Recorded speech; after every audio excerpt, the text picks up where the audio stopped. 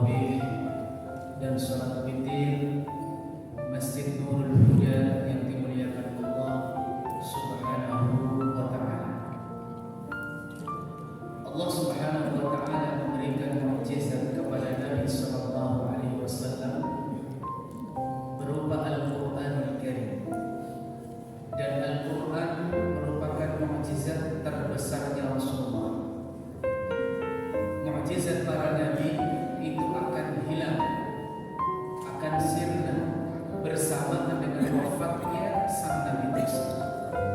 Tapi khusus Nabi sallallahu alaihi wasallam Allah berikan mukjizat yang tidak hanya ada pada zaman Nabi, tapi akan terus menerus sampai menjelang hari kiamat, yaitu berupa Al-Qur'an Al-Karim. Di dalam Al-Qur'an jamaah sekalian, di antara sisi mukjizat yang ada di dalam Al-Qur'an itu adalah dari segi bahasa.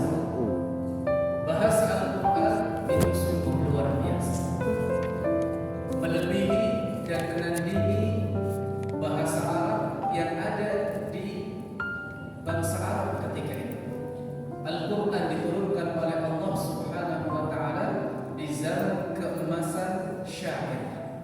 Orang-orang Arab banyak menggandrungi syair, dan mereka menjadikan syair ini sebuah perlombaan. Oleh karenanya, kalau ada syair yang terbaik, itu akan ditempel di dinding-dinding Ka'bah. Makanya dulu ada yang namanya al-mu'allaqat, syair-syair terbaik yang sudah dilombakan kemudian ditempelkan di dinding-dinding Ka'bah untuk menunjukkan apresiasi kepada para pengubahnya.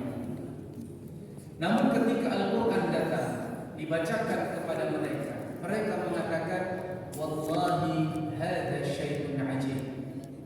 Hadza laysa kalam Nabi, kalam Muhammadin.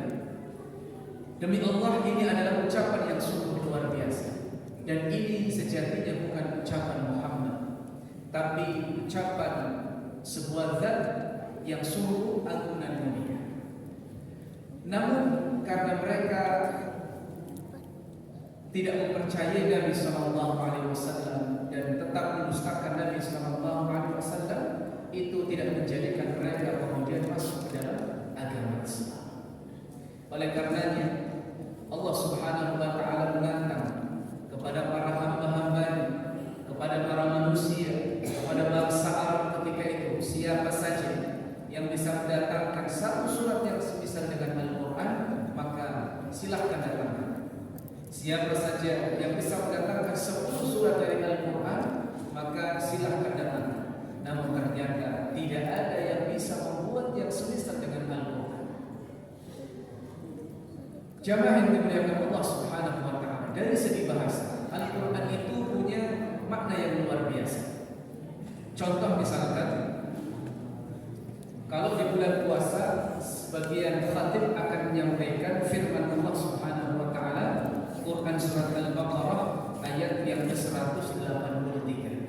Allah mengatakan, ya ayyuhalladzina amanu kutiba alaikumus shiyam kama kutiba alal ladzina min qablikum la'allakum tattaqun.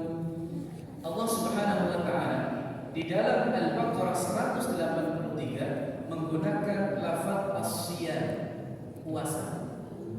Tapi di ayat yang lain, di surat Maryam, Allah mengatakan, inni nadartu lirrahmani sawman falan ukallima al-yawma insiya. Sungguh aku, yaitu Maryam, bernadar kepada Allah Subhanahu wa ta'ala untuk berpuasa. Di sini Allah menggunakan lafaz saum, bukan siam. Kenapa kok ada perbedaan jamaah sekalian? Kalau di surat Al-Baqarah menggunakan siam, kemudian di surat Maryam menggunakan saum. Karena siam ini merupakan puasa yang kemudian menjadi kekhususan umat Rasulullah sallallahu alaihi wasallam. Dan puasa yang dimaksud yaitu menahan diri dari makan dan minum dari mulai terbit fajar sampai terbenamnya matahari. Adapun shaum, puasanya Maryam itu bukan puasa seperti kita. Puasanya Maryam disebutkan falan ukallima al-yawma insiya. Puasanya itu adalah puasa untuk tidak berbicara kepada manusia. Jadi puasanya lafaz siyam itu menunjukkan sebuah waktu yang cukup panjang. Ada panduan di dalamnya, yaitu puasa yang kita jalani, sehingga di dalam Al-Baqarah menggunakan lafaz siyam, sedangkan di surat Maryam menggunakan lafaz shaum. Di dalam ayat yang lain Allah Subhanahu wa taala mengatakan di surat Al-Qadr berkaitan dengan Lailatul Qadar, Allah mengatakan Lailatul Qadri khairun min alf syahr tanazzalul malaikatu war-ruhu fiha, menggunakan lafaz tanazzalul malaikah. Tanazzal yang artinya malaikat turun. Malaikat yang dimaksud adalah Jibril dan para malaikat-malaikat yang lain. Di situ menggunakan lafaz tanazzal. Di dalam ayat yang lain, ketika orang beriman meninggal dunia, orang mukmin meninggal dunia, itu menggunakan lafaz tanazzal di dalam surat Fussilat. Innal ladzina qalu rabbuna Allah tsumma istaqamu tatanazzalu 'alaihimul malaikah. Kenapa kok ada tanazzal dan tatanazzalu jamaah sekalian?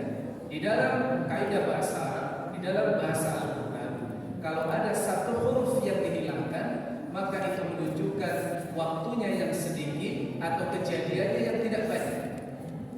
Di surat Al-Qadr disebutkan tanazzalul malaikah yang berhubungan dengan Lailatul Qadar, yang mana Lailatul Qadar itu datangnya satu kali di dalam satu tahun. Kejadiannya singkat, waktunya sebentar. Makanya menggunakan lafaz tanazzal.